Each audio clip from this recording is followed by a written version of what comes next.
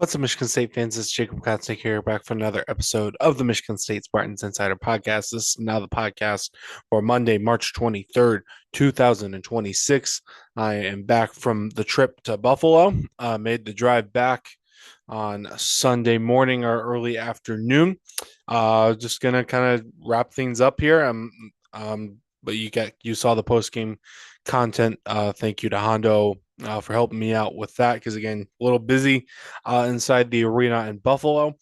Uh, get to be here for a couple of days and going to DC on Wednesday is the current plan right now. Recording this early Monday morning. Stayed up, was still pretty busy after I got back from Buffalo.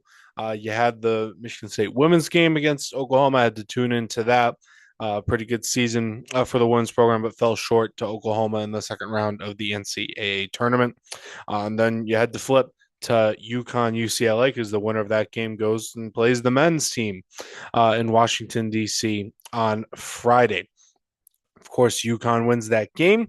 Close for a while, even though UCLA didn't have Tyler Bilodeau, but probably their best player, their top scorer. But UConn ultimately pulled away midway or so through the second half. UCLA just kind of ran out of gas from what I could tell. But I guess just today, just kind of wrap up my thoughts on the first weekend of the tournament. Michigan State beats North Dakota State and handedly, and then just was a step better than Louisville. And then we'll kind of talk about UConn a little bit. We'll have plenty of time to talk about UConn throughout the week. But to get start off with that North Dakota State game, I think I saw Izzo said it on ESPN.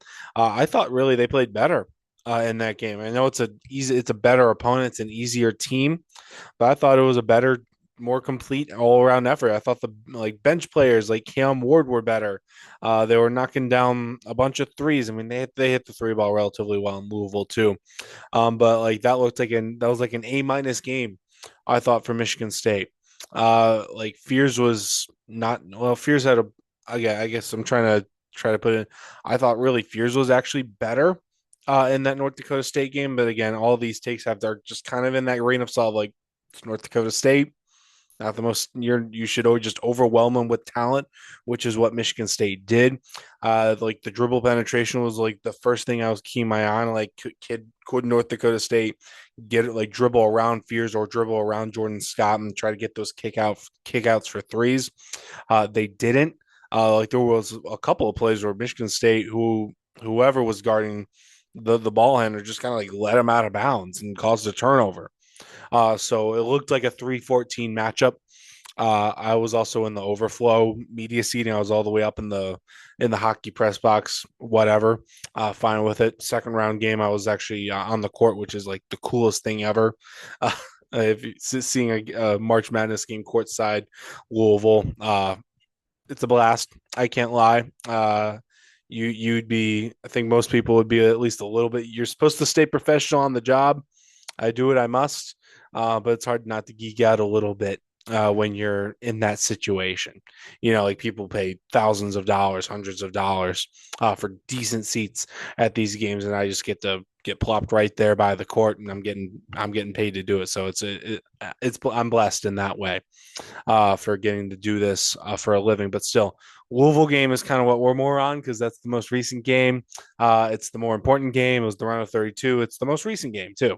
I think I just said that. Again, I'm recording this past midnight. I am a tired man from that long trip to Buffalo as well, where it was not warm either. But still, Cohen Carr, Cohen Carr. I mean, I don't know how many times I have said his name in around the hours of that game, but man, if there was ever a time to really show up, that was it. 21 points, 10 rebounds for him. His first ever double double in college in game 106 of his college career. I mean, just it was amazing to watch. Truly, I mean, again, this we're sitting courtside is extra cool. Like you just he already flies no matter what vantage point that you're watching his dunks from, but like when you are right there on the court, it hits you different. It just feels different. I mean, you feel the crowd a whole lot better because again, everything's just all the noise is coming down upon you, and just again, you also see like just the players better. Like you can hear the things the players are saying on the court. You can hear the coaches, but like just the way he takes off, it's surreal. Again, he had those couple of dunks. He had one really good dunk where he got the net tangled up. He had an alley oop where like I couldn't like even see him. I'm like because I was in the second row of the media seating, like so I had to maybe veer around a couple of people's heads. You could actually like when they showed the announcers, you could actually kind of see me in the frame. In the background there, I got a text or two of people spotting me on that, but um, I'm trying to think this through, but like still, uh, Cohen, like there was like, oh, that's what I was thinking. And there was an alley oop. I just didn't see him. I thought Fears threw the lob. I think he was throwing it to, I thought he was going to throw it to Cooper, who again, he throws plenty of lobs to. But like Cooper doesn't jump for it. I'm thinking it's about to be a turnover. Then just Carr just pops out of nowhere. It seems like a groundhog and just slams it. But again, Carr was just everywhere. Again, the rebounding too. Like there was this one play, I think he had a block or something. Then he just snatches the rebound, just super aggressively rebounds and grabs it with two hands. And like this is my ball. It was just the Cohen Carr game. It was his night. He had a couple of threes too. It truly showed you what he can become for this team on any given night, and maybe what he could be next season. Because he's going to keep working on that three ball. If he can start knocking that down at a mid 30% clip, oh boy, like next year can really be special for him. Because again, you already know the floor with Cohen Carr, just the baseline of what his athleticism can provide. If he just can just up those skills by a couple of notches, you're looking at a maybe an All-American or certainly a guy who's gonna he's gonna get a shot at the NBA just from his pure athleticism. But if he needs to just hone in on those skill parts a little bit more, and he's gonna get there.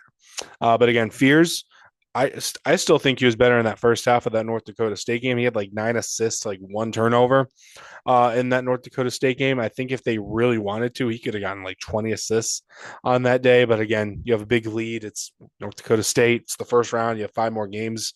Your goal is to win the national title, I presume. Maybe you're thinking Final Four, but you have so many other games ahead of you after this one to reach whatever goal you have is. So they kind of eased up, I think, on him. He only had like 2 assists in the second half, ended up with 11. Still really good. But again, Louisville, 16 assists. Really impressive. You don't get 16 assists for nothing. Again, turnovers a bit more of a problem there. Had 5 of them, but you're really picking at hairs here. It's like still, I don't want to like say like Fears was bad or anything. He was still phenomenal. But again, wasn't scoring the ball great. I think it was 3 for 13 from the field. Had a couple of those just like tried to throw those long touchdown passes, trying to start the fast break. The right idea. I think usually Fears gets those passes in the right spots. We've seen him do it before, just wasn't there and just kind of cost Michigan State a couple of possessions. So we'll have to see just how aggressive he can be against UConn here. Trying to think Trey Fort as well, earning those minutes and then some. Thought you had a little bit of something in that UCLA game where he kind of provided a spark in the second half, brought Michigan State back into that game, was decent against North Dakota State, but was huge in that Louisville game. Had 3 3-pointers against the Cardinals, and all 3 of them just felt like massive, massive plays. Had a 4-point play in the first half where it was just like it felt like momentum was swinging a little bit Louisville's way. The offense was kind of just in a cold stretch, I should say, and then I can't even remember the exact more of the exact context of the other 2 threes, but I just do remember thinking both of them like, oh, they kind of needed that. You can always use a 3-pointer, but they felt like needed 3-pointers as well. It wasn't like the flow. It wasn't in the natural flow of the game. But again, Trey Fort, huge off the bench. Cam Ward was also great off the bench in game one. Again, North Dakota State. Still 13 points for him. That's really nice. Not quite as effective in game two, but alas, they're still alive and playing for an Elite Eight berth. But looking at UConn, admittedly, I'll have to study up on them. But from what I do know about UConn, Alex Karabin's going to be a bit of a matchup problem. He can stretch MSU out. It's kind of tough to gauge who they might guard him with because There's not like a natural fit with his play style. Like you could maybe do Cooper, you can maybe do Cloy, you can maybe do Carr. If you're feeling spicy, maybe Jordan Scott. Like he's just kind of a more of a he's just a really good player, and I don't know how you're really going to guard him. I'm sure it's going to come up during Izzo's press availability later on Monday.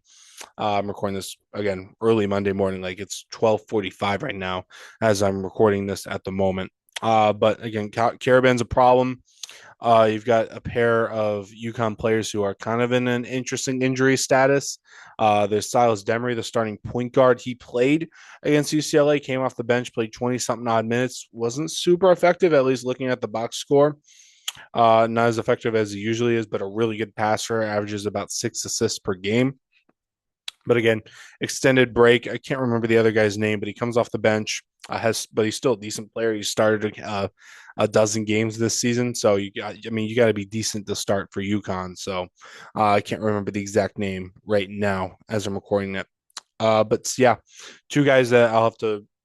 I wrote about it. The three things to know about the match. You can get that at SpartanNation.com or Michigan State Spartans on SI. But UConn. But again, there's also the Dan Hurley effect. There's a list of coaches who maybe you don't say you're terrified to see them this time of year. Dan Hurley's one of them to me. Just won back-to-back national titles. After all, one of them he did it as a 4 seed, was kind of bulldozed the right path because again he was like 5 seed Miami, two 5 seeds. He 5 seed Miami, I believe it was in the Final Four round, and then 5 seed San Diego State in the national title game. But still, next year came back, was a 1 seed, and just bulldozed everyone. Still, back to back national titles, not worth nothing. I think they were an 8 seed last year and nearly beat Florida. It was like a close game. They nearly beat Florida. Like Hurley's not a coach I want to see right now. If I'm Michigan State, you still have Tom Izzo on your side, but Hurley, he might be the best coach in college basketball right now. If you ask me, he's up there. I think if he's not top one, he's easily top 5. Because again, back-to-back national titles, 23 and 24. And if UConn ends up cutting the nets down this year, I wouldn't be stunned. I would not be stunned. Duke, I think, is relatively vulnerable in this region. They looked like they were in a game with Siena. 16 seed Siena was giving them all that they could handle. TCU was right there with them for a while, and we'll have to see how St. John's does against them. MSU can certainly beat St. John's, but I still think they can beat Duke, especially the way Duke has played so far in the tournament. But yeah, kind of incomplete thoughts on UConn at the moment. I'll have to get back to you on that. But yeah, that is it for today.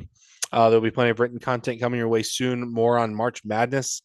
Spring football still going on at the moment. We're in week 2, about to start it. Right now, we'll have to see if football does anything availability wise before I head out to Washington, D.C. again on Wednesday. But yeah, that is all for you guys today. You can get all the written content at Michigan State Spartans on SI or SpartanNation.com, as I mentioned previously. Plenty more podcast content coming your way wherever you are listening or watching to this. But yeah, that's all. Once again, though, I'm Chief Katsniga. I'll see you guys around.